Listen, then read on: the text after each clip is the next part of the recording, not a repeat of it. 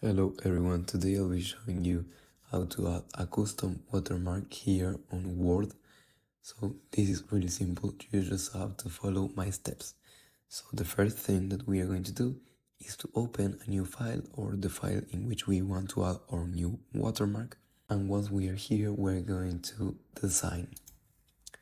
As you can see, we can add titles, subtitles and other things, but what is important right here is this setting. We are going to press on watermark and now we are going to custom watermark. First of all, I'm going to remove this one. So we are going to do it again.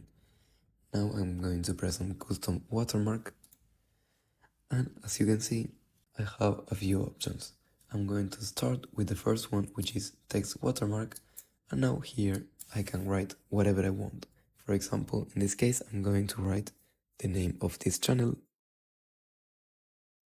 Now I can customize my watermark, I can customize the setting, the color or the size.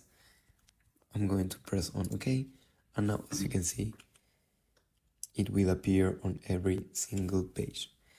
I also can add a picture. We just have to come here and now picture watermark, and now from our computer. Now I'm going to select a picture, and now as you can see, we have our picture right here.